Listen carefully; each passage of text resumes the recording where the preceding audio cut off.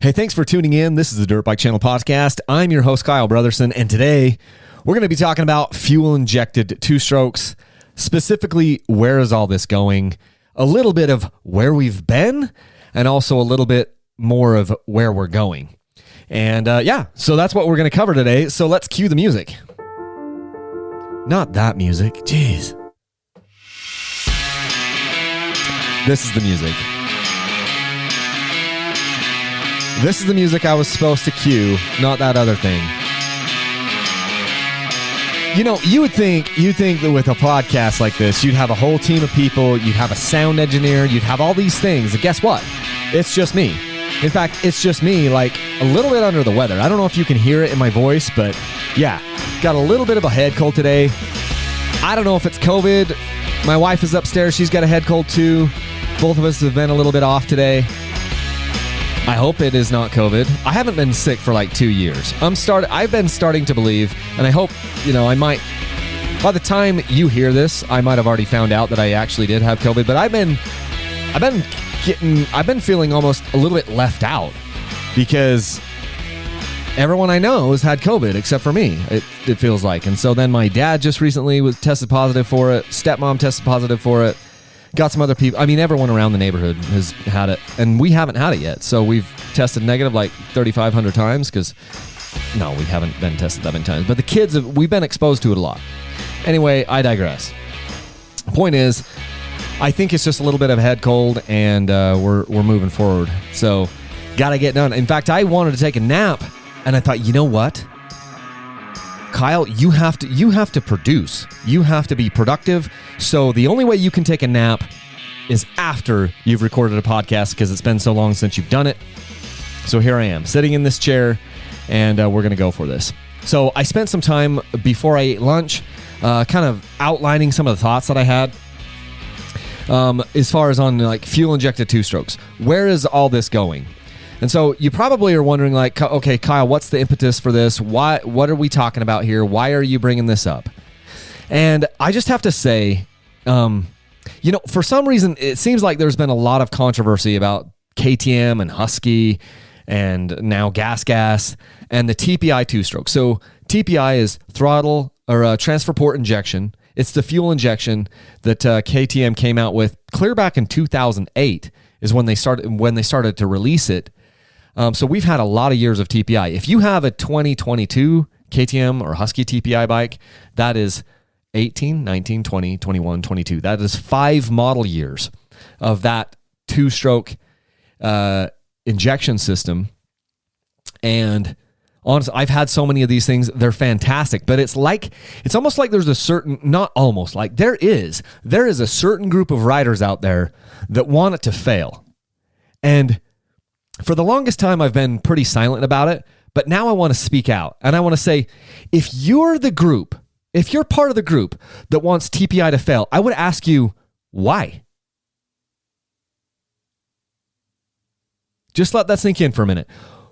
I think if you want anything in our industry to fail, whether it's KTM, whether it's Honda, Yamaha, Gas, Sherco, Beta, if you're gunning for any of those companies to fail and get egg on their face, I think that's an extremely short-sighted viewpoint for anyone to hold in our industry. I mean, why would we want any dirt bike company in our industry to fail or have egg on their face? How does that help any of us? It doesn't. So let me put something to bed right now. KTM/Husky/Gas TPI bikes don't suck. They are awesome, period, full freaking stop. I've bought and ridden more than a dozen of them. I've personally bought like 15, 16 of them. I've ridden 20 to 25 different ones. I've got hundreds and hundreds of hours on those bikes. Between me and my buddies, just a couple buddies, we've put over 2,000 hours of engine time on those bikes. Let's talk about the biggest issue that I've had. Okay. A 10 amp fuse blew on me one time. That's it. Funny thing is, the replacement fuse was even in the fuse block as a spare, less than 1 centimeter away from where it needed to be, ready for use. At the time, I was too daft to identify it, and therefore the bike had to be towed out of a really nasty place. So I ask you, was that KTM's fault? Was that a TPI problem? No. Because newsflash, we beat the hell out of these bikes, these dirt bikes. And it's amazing that they don't have more issues. Think about it. One blown fuse in that many hours is pretty dang good if you ask me. If you're asking me, I mean, I've seen a lot worse problems with much smaller sample sizes on bikes that I have personally owned. I mean, and the other thing too that I want to put to bed is the idea of any of these bike manufacturers being like, oh, that one's bad. I know it's fun to kind of joke around and it's fun to kind of pick favorites or whatever and be like, oh, you know, reliability on this brand or that brand or whatever. It's kind of fun. It's like tongue in cheek. But I have not personally seen any trend, no matter what the manufacturer color was, that one of them is more reliable than the others or less reliable than the others. I've had problems here and there on everything. Doesn't matter what color the bike was, whether it was orange or red or blue or black or white. I've had little issues here and there, but we're talking minor issues, minor things where you're like, oh, I better not do that again. Or I better be careful with this. Oh, here's something I got to keep an eye on. Here's something you got to watch. You got to have Loctite here, or you got to make sure that you don't flip this switch over here. Otherwise you're going to, run the battery dead. Or we're like, hey, after you take that sprocket off, you better watch that countershaft seal, because that's typically when it's going to go is after you've taken it off. There's little things with all these bikes, but they're all freaking amazing, actually. So let me talk about 3 different classes of riders, okay? And coming back to this fuel-injected 2-stroke thing, where is all this going? I kind of went on a little bit of a tangent there, just making sure that you're aware of how I feel about the TPI bikes. They're freaking awesome. Is it better than carburetors? No, I'm not saying that. We'll get into that in a minute. But is it worse? No, it's not. It's a little different, but it's not worse. Okay? So, first class of riders. I'm gonna give you 3 different classes of riders. Number 1, the first class we're going to talk about are the purists. Okay? The second class of riders we're going to talk about are the realists, and I just made this up here in the last few minutes, an hour ago, while I was, creating kind of an outline. These are just some thoughts that I put down. So, class 1 are the purists. Class 2 are the realists, and then class 3 are the saviors of the sport. Don't want to spoil it. Let's go through it. So, who are the purists? Well, the purists in this context of fuel-injected 2-strokes and where is all this going, the purists want to keep the carburetor on the 2-stroke, and they have some good reasons for it, okay? Number 1 reason is they want the bike to be simple. They understand that the 2-stroke is this kind of magical thing, which gives this, interesting blend of power. And they want it to stay simple. They want it to stay lightweight. They want it to stay something that they understand fully because, this purist, these people have put in a bunch of time and they understand carburetors. They understand how to tune them. They understand how all of this works. And they also are like, hey, I don't trust computers or whatever. I just want less failure points. Okay. And that's like, that is not, I'm not even going to argue with them on that. Those are good things. Carburetors are great. It's an on-demand fuel system. It's like a vacuum. The engine is a vacuum, and that carburetor is an on-demand vacuum fuel delivery system. It's pretty cool. And if you haven't torn apart a carburetor and looked at how they work, I suggest that you do it. It's really cool. It's simple and complex at the same time. It's cool, okay? So the purists want to keep the carburetor, and hey, go for it. I think that's great. However, let's put a pin in that. The purists also want tunability, and they want to be able to tune this thing with conventional tools that they already have. They want to be able to tune it with a screwdriver or with a 6mm, hex key or, whatever.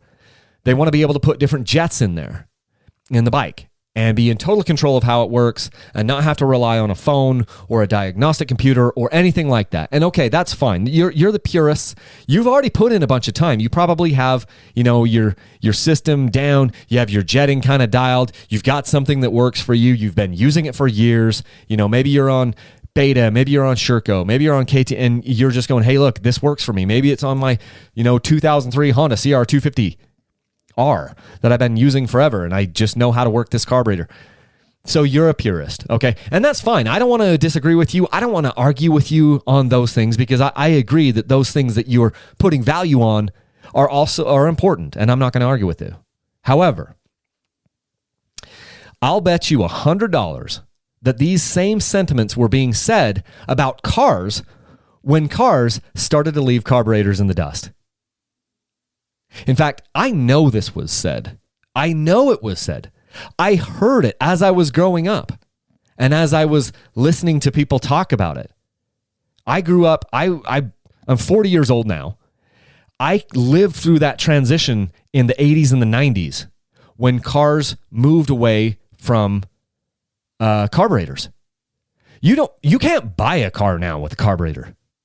You can't. They're all multi-port fuel injected. Why is that?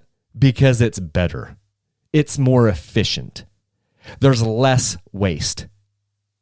Now, there's some challenges on a two-stroke motor. We're talking about cars. You can put more weight on these things and yada, yada, yada. And so that's one of the reasons why carburetors have stayed on small engines longer than they did on larger engines, okay?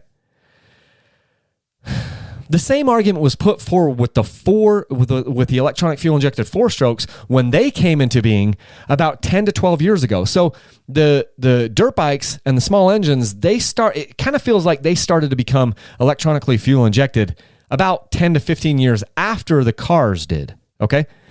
And this same argument about, I don't want this and I want to be able to tune my four stroke and all this stuff. This same thing was being said about bikes 10 to 12 years ago. How soon we forget. Let me ask you a question right now. So let's say you and I walk into a dealership today and you have to choose between two different four-stroke motors, two different four-stroke bikes. Both are identical, except for one thing. One has a carburetor on it and the other has electronic fuel injection. Which would you choose today? You would choose the fuel-injected bike. We have chosen that with our money. We have chosen that. The industry has moved that way, not because carburetors sucked, but because there are certain advantages to the to the electronic fuel injection. There's less waste. Recently, a lot of the times I go on rides, I've been riding with a lot of guys that are on TPI bikes. Recently, I was on a ride with a group of 9 or 10 people, and there were two carburetors on bikes in the group. One of them was a Sherco, and one of them, Sherco 300 SE. Freaking fast bike. It was fast. But we did multiple drag races. My KTM TPI bike with, even a high compression head had nothing for him on the top end. Nothing for him. Interestingly enough, my stock 250XE had better snap and was better in a race against his Sherco. But anyway, I digress. One of the bikes was a Sherco with the Kean carburetor, and the other bike was a Beta 200RR, another bike, near and dear to my heart, with also the Kean. Actually, that one I have the Kean. I digress. Point is, it doesn't matter. They both had carburetors. And here's the interesting thing. I was riding behind them, and it was really quite dry conditions, and there was a lot of different kind of granite rock type areas where you'd have kind of a smooth spot for a while, and then you'd hit into a granite rock thing where it was a little bit of a sharp edge or whatever. And do you know what I saw every time and when I was behind these guys with the carburetors? Do you know what I saw every time on the granite rocks? Fuel. And it was a little bit startling to me because I'd kind of forgotten that in a way. I'd ridden behind so many flipping TPI bikes that don't drop fuel out of the overflows that then when I was following these two carburetor bikes, I was like, dang, we haven't been through a stream. This isn't water coming off the bike. The only reason that rock right there is wet, and it was easy to see because it's super dusty, because you would see these drip spots. That's fuel. Because fuel is coming out of these bikes. Because that's what carburetors do. They drop fuel. They're not as efficient in many ways. So let's talk about our second class of riders. Second class of riders on this are the realists, okay? And I put myself into this realist category. Let's talk about who the realists are. A realist knows, understands, believes that the future of mainstream two-stroke motors on dirt bikes, if it is allowed to exist, and I use that caveat, if it's allowed to exist, it will have to be as clean as possible on emissions. It's frustrating to me that we can have 75 million lawnmowers and no one gives a crap about the emissions that they're putting out. We can have 4 billion weed eaters and no one cares. But if we have like a couple 100,000 dirt bikes, everyone like loses their mind and think that it's going to like ruin the environment. That is not dirt bikes. Dirt bikes are not the reason why we have global warming. I'm just saying it right now, okay? There's a lot of factors, but it's not because you and I are riding two strokes. There's a lot of other more low-hanging fruit that could be, but for whatever reason, two strokes are a freaking target. I think it's because you get to see the smoke coming out of the exhaust. And the only way we get two strokes to stay is if they're as clean as possible. And I can tell you right now that these TPI bikes they put out less blue smoke. I can still see blue smoke, especially sometimes when they're really cold. But that's why we have TPI. That's why we have fuel injected two strokes right now, is because it's a little cleaner. Okay? And so a realist knows that and they're like, hey, okay, I'm cool with it. This is what it's got to be, because we're kind of against the eight ball, again, no fault of our own. A realist also wants to spend less time tuning their bike and more time riding it. A realist just wants it to work. Now, this isn't to say that these TPI bikes from KTM, Husky, Gas, this is not to say that they require no tuning at all. Some tuning is required, and I should probably do a podcast episode on that alone. In fact, I was almost going to do that. That was kind of the podcast outline that I started with, but then I decided to kind of change it into this because this is how the flow was coming to me with this, first class of riders, second class of riders, third class of riders. But this second class of riders, they just want it to work. They want to spend less time tuning the bike and they want to do more time riding. And that's me. When I get a TPI two-stroke, KTM two-stroke the last several years, I spend about an hour tuning it.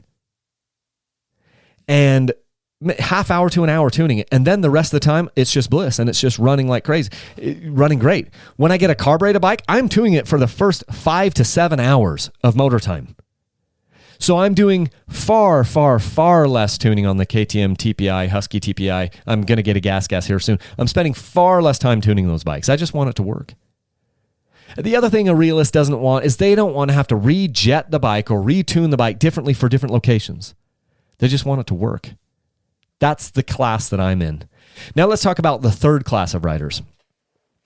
As previously mentioned, the third class of riders, these are the saviors of our sport. So who are the saviors? Well, I would propose to you that the saviors are the people that have yet to buy their first dirt bike. Or at very least, they haven't purchased a bike in 10 or more years. The industry doesn't count on their money. They're hoping to get their money, but they don't know if they ever will. Those are the people who will save this sport. It's the new people. It's the new consumers. It's the new riders. And guess what? These are the people that are reaching out to me all the time. See, I don't usually have like the seasoned veterans reaching out to me on Dirt Bike Channel, and that's fine. And part of the reason is because a lot of these seasoned veterans, they already know more than I do. I've only been in the sport for a decade, okay? A lot of people, I was riding with a group, this same group I was talking about. Most of those guys have been riding 3 or 4 times as long as me. They're not watching Dirt Bike Channel on YouTube for like super great bike tips. If they do see it, it's just because they like motorcycles and they like consuming the content, but they're not learning a ton. These are people who already know more. Most of these people have forgotten more about dirt bikes than I've ever known up to this point. You and I, assuming that you and you already have a bike, we don't pull as much weight as the people who haven't yet purchased a bike. And these people are reaching out to me all the time. And do you know what I hear from those people? They're a little bit anxious about getting a 2-stroke because they've heard that it's hard to tune. And they don't have special tools, and they don't have a lot of time. And they just want to get something that works. And this is why so many of those people have bought 4-stroke 450 motocross bikes. They just said, well, if I was going to buy a Corvette, I'd buy one with the biggest motor, and I'd make sure that it was fuel injected. They're thinking the same thing with these dirt bikes. I'm going to buy the one that doesn't require tuning. Or they're like, hey, look, I found out you can tune this 4-stroke from your phone. I'm going to go buy this Yamaha YZ450F. And what I can do is, I understand it's probably a lot of power, but I'll just detune it here with my phone. And so they go out there and they buy the flipping 4-stroke motorcycle. And it's the wrong one, the 4-stroke 450. Because they're like, hey, I just need to push the easy button and I'll just like tune it down with my phone. Because guess what? Newsflash, these saviors of the sport, they don't own a bunch of tools. They don't own a bunch of screwdrivers and T-handles and all this other stuff. You know what they do have? They have a bloody smartphone in their hand. And this EFI bike that they're looking at can be tuned possibly with their smartphone. They're not looking at these TPI 2-strokes because they can't tune it with their. Do you see what I'm getting at? These people are the ones that are coming into the sport, and we need to make it easy as possible for them. And KTM TPI bikes have been selling like hot cakes. And the reason why is because now it's made it easier for anyone coming into the sport to get a bike, to get their first 2-stroke. And so many people, even the people who have had 2-strokes in the past, they're finding out for the very first time how amazing they can run. Now, they don't all run perfect right out of the get-go. I'm not saying that. But here's what I am saying. In my experience, every single TPI bike that I have ever started ran better straight out of the gate than any carbureted bike I've ever bought. Part of that is because I live at altitude, and so the bikes are never tuned for me if they have a carburetor on them. They always have too much fuel. But the point still applies. I can start a TPI bike without doing anything to it, and the chances of it running 85 to 90% as good as it ever will are, from my experience, 100%. In my experience. The chance of my bike, if I buy a carbureted bike, the chance of it running at 85% or better of its potential is 0. It's not going to. I know it's not.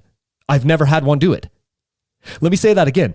I've never had a TPI bike that didn't run on the first crank over, that didn't run 85 to 90% of its potential, and I've yet to have a single carbureted bike that ran at 85 to 90% of its potential on the first kick, first turnover. Do you see where I'm going with this? If 2-strokes are going to live on, they have to sell. And if a brand new user has to choose between carburetors or EFI, which do you think they will choose? Be honest. I think you know the answer. I've said it in the past and I'll say it again today. Fuel injection on 2-strokes will save 2-strokes if that's even possible. I'm not saying that carburetors are bad. I'm not. And carburetors are not bad. I'm just saying that if we continue to insist that our 2-stroke dirt bikes have to remain carbureted, we might not have any of them in 10 years from now. Rumor on the street is that KTM, Husqvarna, Gas will be moving the fuel injection system back into the throttle body in a year or so, maybe even 2023 model year. I don't have any official information on that. I'm just reading tea leaves, okay? And honestly, that's a good thing, because if you move that back to the throttle body, that might also give the option for some riders and some racers to bypass the oil injection system more easily and run pre-mixed gas. I mean, after all, this has been the big kind of like the big sticking point that everyone has kind of like latched onto. Is just that, hey, you know, we don't like TPI because, you know, what if your oil pump fails? Well, if your oil pump fails, your entire motor is gone and you're going to be stranded out in the desert and it's going to be hundreds of dollars to refix and all this stuff. And it's going to be this big hassle. I don't personally know a single person personally who's had their oil pump fail. I understand that some of the people maybe listening to this are going to be like, Kyle, it happened to me, or Kyle, it happened to my buddy. And okay, I'm not saying it's never happened.